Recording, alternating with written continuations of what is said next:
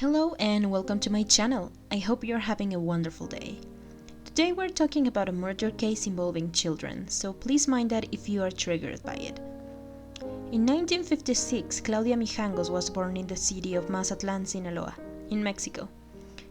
There is no evidence of abuse or any hardship during her upbringing. She grew up in a good home and went to college for commerce. She was even crowned beauty queen at a local pageant. After the death of her parents, she inherited money that allowed her and her husband, Alfredo Castaños, to move to the city of Querétaro, their address now one of the most haunted places in central Mexico. To everyone, she seemed like a normal woman. She worked as a teacher at the same school her three children attended: Claudia Maria, 11 years old, Ana Belén, 9 years old, and Alfredo Antonio, only 6 years of age. However, Claudia's mental health started to deteriorate rapidly. Her husband filed for divorce. Eventually, Claudia got custody of the couple's children. Now single, Claudia developed an obsessive crush on a fellow teacher at Fray Luis de León Elementary School, a young priest called Ramon. I couldn't find any evidence that she had a mutual relationship with the priest, but what I do know is that her ex-husband found out about it, and that it caused intense fighting between the couple when Alfredo tried to get back together with his ex-wife. She, of course, refused this. On April 24, 1989, Claudia woke up in the early morning, the voices in her head stronger than ever. They spoke about a terrible tragedy that had taken her natal city of Mazatlan and killed everyone in it. She called a friend on the phone to tell her about it. "Everyone is dead," she said. After that, she made a deadly decision: to murder her three children. She went down to the kitchen and grabbed some knives from a cabinet. Then she went back upstairs and started her deadly rampage. Her first victim was little Alfredo. She climbed up to his bed and started chopping off his left hand after the boy tried to use it to defend himself. She then attempted to cut his right hand, only giving up to stab him multiple times until he died, and even a few more times after that.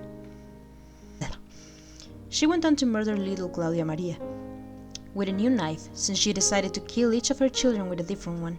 She stabbed the girl 6 times, perforating her lungs, filling the room with blood as the girl tried to crawl away while begging her mother for mercy, as neighbors claim.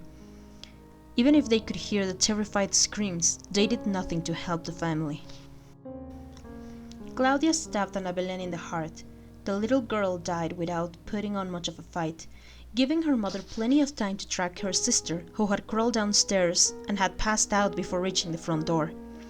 Claudia then stabbed Claudia Maria one more time to make sure she was dead, and then dragged her body and her siblings to the main bedroom, where she stacked them one on top of each other and covered them with an orange comforter. She then cleaned the knives and tried to kill herself by cutting her wrists and chest. In the morning, her friend Victoria came to the house and was welcomed by a drowsy Claudia covered in blood.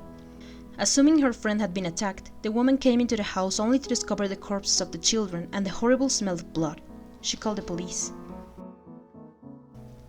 The police came in to find a bloody mess on every room, the stairs, and the hallway. They even found Claudia agonizing and took her to the hospital.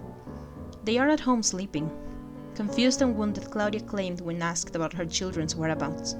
She would later claim that Father Ramon would send her telepathic messages to elope with him, that he had killed her mother so they could be together, and that both Ramon and her husband would try to control her mind. She broke down and got a bit crazy.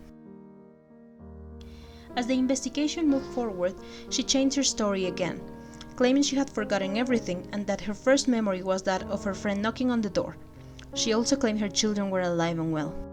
She was diagnosed with front-lobe epilepsy and a paranoid personality disorder, which meant she couldn't face trial and was then sentenced to the maximum penalty, 30 years of preventive imprisonment. She spent 28 years in the psychiatric ward of the Cerezo, a female jail located in southern Mexico City, actually very close to where I grew up.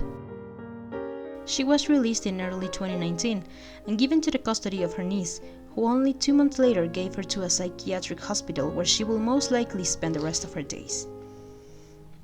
The house of the media called the Querétaro Hyena is now an abandoned building, filled with graffiti and blasphemies on every wall. It is a very popular spot for ghost hunters and paranormal investigators, who claim that at night you can see shadows in the hallways and little children looking out the windows.